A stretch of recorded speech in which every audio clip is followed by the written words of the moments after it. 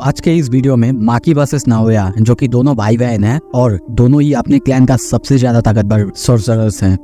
अगर आपको इंटरेस्ट है देखते रहिए। एपिसोड के शुरू में हमें पास्ट के सीन दिखाया जाता है। हम छोटे नाओया को देखते हैं, वो बहुत ज्यादा खुश है। सब कोई उसकी पावर को प्रेज करते हैं, सब कोई उसे बोलते हैं अगला जेनिन क्लैन का वारिस वही होने वाला है। तभी वो अपने ही क्लैन का एक ब्लैक शीप यानी एक आदमी के बारे में सोचने लगता है, जिसके बारे में सब कहते हैं कि वो एक आदमी तो है लेकिन उसके पास थोड़ा सा भी कर्स एनर्जी नहीं है। और वो अपने मन में उसको मजाक उड़ाने लगता है और कहने भी लगता है हाउ ऑफुल। उसको कितना बुरा लगता होगा, पता नहीं वो बंदा कैसा दिखता होगा, लेकिन मुझे लगता है बहुत बुरा दिखता होगा। पर तभी देखते हैं उसके सामने तोजी जेनिन आ चुका है। तोजी को देखते ही वो पूरी तरह से घबरा जाता है। उसकी आंखों में हम डर देख सकते हैं। दूसरी तरफ तोजी की आंखों में वो देखता है, उसकी ग्लेजिंग आंखों को देख के वो पूरी तरह से डर जाता है। सीन प्रेजेंट में आता है। हम देखते हैं अभी भी माकी और नाओया का फाइट चल रहा है, पर नाओया माकी को एक के बाद एक पंचेस मारे ही जा रहा है। माकी किसी तरह से रोक रहा है, पर तभी देखते हैं नाओया उसके हाथ को पकड़ लेता है और एक ही किक में उसे बहुत सारे पत्थर के बीच में से फेंकता है। और यहीं पे नहीं रुकता, माकी जमीन पे तक नहीं गिरती, उससे पहले वो वहां जाके उसे और एक जोर से किक मारता है। और उसे मारते मारते वो कहने लगता है तुम तोजी नहीं हो सकते। सातोरु गोजो को छोड़ के कोई भी तोजो को नहीं समझ सकता, उसकी स्ट्रेंथ को नहीं समझ सकता। वो माकी को बहुत तेजी से इधर से उधर लेके मार रहा होता है, पत्थर पे मार रहा है, पत्थर पे मार के उसे भीगे हुए कपड़ों की तरफ पटक रहा है। और फिर से गुस्से में सोचने लगता है वो तुम नहीं होगे जो कि उनके साथ खड़ा रहेगा, वो मैं होऊंगा, मैं। तभी हम माकी को देखते हैं, वो बिल्कुल भी समझ नहीं पा रही है कि यहाँ पे क्या हो रहा है। उसकी बॉडी से हम खून निकलते हुए दिखते हैं। वो सोच रहा है ऐसे अगर चलता रहा सब कुछ तो वो कभी जीत नहीं पाएगी। दूसरी तरफ नाओया को देखते हैं, वो उसकी तरफ दौड़ते हुए आ रहा होता है और मन में सोचने लगता है जब मैं चोजो से लड़ रहा था वैसा मिस्टेक मैं फिर से नहीं करने वाला। दूसरी तरफ हम माकी को देखते हैं, वो शिरानुई का था यानी हेड टू हेड कोलिजन उसके साथ करने जा रहा होता है। ये देख के नाओया हंसने लगता है। तभी देखते हैं माकी ये सोचने से पहले वो उस जगह को पार कर देता है और वो माकी के पीछे जाके घूम के उसे मारने ही आता है। और दोस्तों मैं यहाँ पे बताना चाहूंगा कि वो भी नाओबितो की तरह फ्रेम का प्रोजेक्शन अटैक करता है, यानी 1 सेकंड में 24 फ्रेम का यूज करता है। मतलब एक फेलियर यानी 1 सेकंड का पॉज होगा और ये माकी सुन लेता है। दूसरी तरफ हम नाओया को देखते हैं, वो अभी भी अपने टॉप स्पीड पर है। वो माकी की तरफ आगे बढ़ते जा रहा है माकी को मारने के लिए। वो सोचता है कि माकी फ्रीज हो चुकी है, पर जब वो माकी के पास पहुंचता है उसे मार नहीं चाहता है। माकी पीछे घूमती है और एक ही पंच में उसे नीचे गिरा देती है। ये पंच इतना ज्यादा ताकतवर था कि जमीन पूरी तरह से कांप जाता है, यहाँ तक कि नाओया जमीन के अंदर घुस जाता है। उसके मुंह की हालत पूरी तरह से खराब हो जाता है। और तभी माकी कंटिन्यू करते हुए कहती है सॉरी क्या कह रहे थे तुम, फिर से कहना थोड़ा। सीन शिफ्ट होता है। कुछ देर बाद हम देखते हैं माकी वो अपने घर में वापस आ चुका है और आके अपने माँ को सामने देख के कहने लगता है मदर प्लीज एक बार सुनिए तो। तब जब मैं जा रहा था मुझे वापस आने के लिए क्यों कह रहे थे? पर उसकी माँ उसे देख के डर रही होती है, उससे भाग रही होती है और डरते डरते कहती है तुम किस बारे में बात कर रहे हो, मुझे कुछ नहीं पता। नहीं रुक जाओ। और तभी सीन शिफ्ट होता है। हमें देखते हैं कि कुछ खून के छींटे बाहर पड़ता है, चारों तरफ लाशें ही लाशें, खून और खून। सीन शिफ्ट होता है। हम नाओया को देखते हैं, उसकी हालत बहुत ज़्यादा खराब है। वो हंस रहा है और हंसते हुए कहने लगता है वो मुझे आखिर तक ख़त्म नहीं कर पाई। और तभी देखते हैं उसकी तरफ भागते हुए कोई आ रहा है। हमें दिखाया जाता है माकी की मॉम, उसके हाथ में चाकू है, गले का वोकल कॉर्ड शायद माकी ने निकाल दिया है।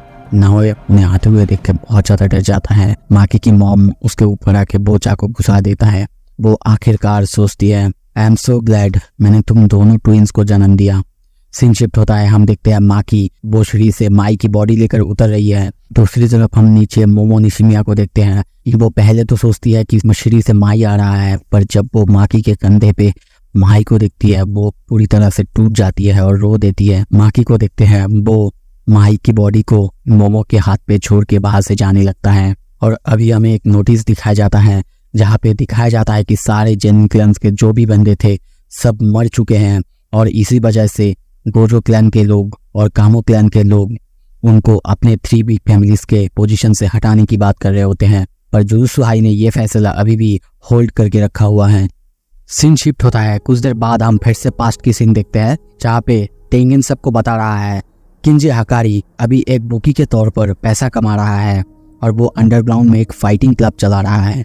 यूजी और मेगुमी को जाके वहाँ पे उसे ढूंढना होगा। सीन शिफ्ट होता है, हम यूजी और मेगुमी को देखते हैं। वो अभी उस बिल्डिंग के पास पहुंच चुके हैं और वहाँ पे आते ही वो दोनों अपना सबसे पहले ड्रेस चेंज करते हैं ताकि वहाँ पे जाके उन्हें किंजी हकारी नहीं पहचाने, क्योंकि उसे सस्पेंड किया गया था। अगर उसे पता चल जाएगा कि वो दोनों जुजुत्सु हाई से आए हैं तो शायद वो उनके साथ काम करने के लिए राजी ना हो या फिर वो उनकी मदद करने के लिए राजी ना हो। कुछ देर बाद हम देखते हैं वो अपना ड्रेस चेंज करके उस बिल्डिंग के नीचे घुस जाते हैं और वहाँ पे आते ही हम दो आदमी को उनको सामने देखते हैं।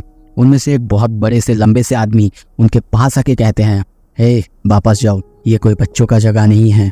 मेगुमी उन्हें समझाता है कि उन्हें लड़ना है और ये बात सुन के हम देखते हैं वो खतरनाक आदमी उसके मुंह के ऊपर पंच करने जाता है, पर मेगुमी थोड़ा सा भी अपने जगह से नहीं हिलता और नहीं डरता। ये देख के वो आदमी खुश होता है और तभी गुस्से में कहता है, इस क्लब का रूल नंबर 1 है कि इस क्लब के बारे में किसी को नहीं बताना। तो मुझे सबसे पहले ये बताओ कि तुम्हें किसने बताया है इसके बारे में। पर मेगुमी कहता है, मुझे नहीं पता वो कौन है, पर 1 महीने पहले उसने मुझे बताया था। और उसके बाद को कंफर्म करते हुए दूसरा आदमी कहता है, वो शायद कोंडो होगा, उसी ने शायद बताया होगा। कुछ ही दिन पहले वो यहाँ से भाग गया था। और वो आदमी ये भी कहता है कि वहाँ पे उन दोनों के बीच में से उनके बॉस ने इतादोरी को लड़ने के लिए चूज किया है। ये सुन के मेगुमी पहले तो सोचता है ये यूजी के लिए सबसे ज्यादा सुइटेबल है, पर क्या मुझे जाना चाहिए। कुछ देर बाद हम वो दोनों आदमी और यूजी को बैठा हुआ देखते हैं। उसके सामने वही आदमी है, वो उसे समझाने लगता है गेम के सारे रूल्स और क्या क्या होगा। उसमें वो अपना कर्स एनर्जी यूज नहीं कर सकते क्योंकि यहाँ पे नॉन सॉर्सरर्स खेलते हैं और वो कर्स एनर्जी को देख नहीं पाएंगे। और दूसरा रूल है, यहाँ से तुम भाग नहीं सकते। पर यूजी उनके बॉस के बारे में पूछता है और वो आदमी कहता है, बॉस उसको तो तुम देख ही लोगे जब वो तुम्हें देखना चाहेगा। देखो, सबसे पहले ये जान लो, यहाँ पे 2 तरह का मैच होता है, एक तो स्क्रिप्टेड और दूसरा अनस्क्रिप्टेड। ये सुन के यूजी थोड़ा सा हैरान होता है और बाद में वो आदमी कहता है, सबसे पहले तुम अच्छे से लड़ो और अपने आप को शार्प करो ताकि बॉस तुम्हें देखे, नोटिस करे। और ये सुन के यूजी खुश होता है और कहता है, तब तो मुझे सब कुछ यार अब कराना ही होगा। और तभी देखते हैं हम एरिना को, ऊपर से बहुत सारे लोग देख रहे होते हैं। सब इस गेम के बारे में बात कर रहे होते हैं, सब इस नए लड़के के बारे में बात कर रहे होते हैं। और तभी हम देखते हैं उसके सामने पांडा को, वो दोनों ही इस मैच में आमने सामने होंगे। और तभी हम एक लड़की और एक आदमी को देखते हैं। वो लड़की उस आदमी से पूछने लगता है, क्या तुमने बेट लगाया है। पर वो आदमी कहता है, नहीं, बिल्कुल नहीं, क्योंकि ये लक का गेम है और यहाँ पे तो ऐसा कुछ है ही नहीं, क्योंकि सबको पता है यहाँ पे पांडा ही जीतने वाला है। सीन शिफ्ट होता है, हम पांडा और यूजी को लड़ते हुए देखते हैं। दोनों एक दूसरे के ऊपर भारी पड़ रहे होते हैं। ये देखे अनाउंसर भी बहुत ज्यादा शौक, ये भी कहने लगता है, इतने दिनों से मैं यहाँ पे काम कर रहा हूँ, मैंने इससे पहले नहीं देखा कि किसी ने पांडा को इतनी अच्छी टक्कर दी। और तभी हम देखते हैं यूजी और पांडा लड़ते लड़ते आपस में बातें करने लगते हैं। यूजी पूछता भी है, आप यहाँ पे क्या करने आए हैं पांडा सेनपाई। पांडा भी वही कारण से आया है जो कि जिस कारण से यूजी आया है, और कहता भी है कि उसे किंजी हकारी पहचान तो गया है पर वो उसे भाव नहीं दे रहा है। वो दोनों मिलकर प्लान करते हैं कि यहाँ पे पांडा हार जाएगा और यूजी को जिता देगा ताकि यूजी आगे जाए और उसे किंजी हकारी नोटिस करे। कुछ ही देर बाद हम देखते हैं एक ही पंच में यूजी पांडा को हरा देता है। ये देख के सबको थोड़ा अजीब लगता है। दूसरी तरफ हम वही आदमी को देखते हैं, वो कहता है, ये अच्छा लड़ता है, मैं इसको लेके अच्छी स्क्रिप्ट लिख सकता हूँ। और तभी हमें उसका नाम बताया जाता है। वो और कोई नहीं जिसे यूजी और मेगुमी दोनों मिलकर ढूंढ रहे हैं, वो ही है किंजी हकारी। उसके साथ जो लड़की है किरारा होशी, वो भी जुजुत्सु आई का 3rd ईयर का स्टूडेंट है। तभी देखते हैं किंजी हकारी को, वो किसी से फोन पर यूजी और मेगुमी के बारे में बातें करने लगता है। इसी के साथ दोस्तों ये एपिसोड खत्म होता है। अगला एपिसोड जल्दी लाऊंगा, देखने के लिए मेरे चैनल को सब्सक्राइब कीजिए।